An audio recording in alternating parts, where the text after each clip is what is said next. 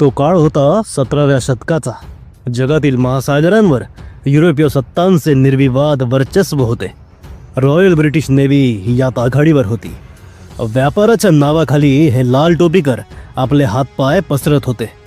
महाकाय युद्धनौका आणि विनाशकारी तोफखान्याच्या जोरावर त्यांनी अनेक खंडांवर वसाहती उभारल्या होत्या. भारताची पश्चिम किनारपट्टीही याला अपवाद नव्हती.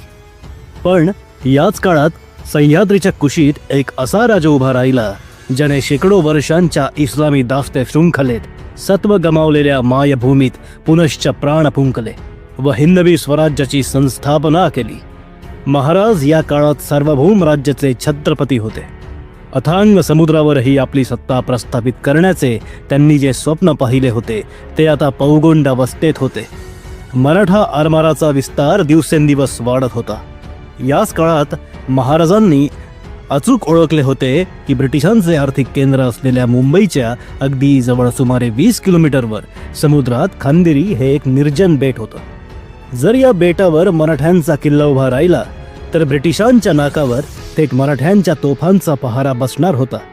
त्यामुळे या खांदेरी बेटाचे तत्कालीन जिओपॉलिटिकल म्हणजेच भूराजकीय महत्त्व प्रचंड होते.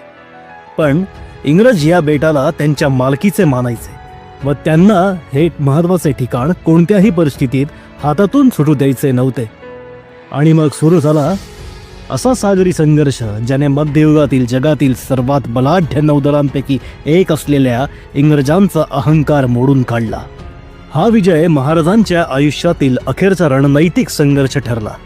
ज्यांनी पुढे 125 वर्ष भारतावर राज्य केले त्यांच्याच विशाल नौदलाचा सागरावर पराभव करून महाराजांनी अखेरचा श्वास घेतला, ही यातली लक्षणीय गोष्ट.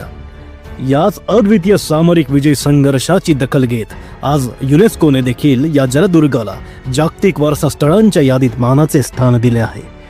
इंग्रजांच्या नाकावर टिचून महाराजांनी या खांदेरीचे बांधकाम कसे पूर्ण केले हे जाणून घेण्यासाठी व्हिडिओ शेवटपर्यंत बघा व चॅनलला सबस्क्राईब केलं नसेल तर नक्की सबस्क्राईब करा व इतर व्हिडिओज पाहायला देखील विसरू नका.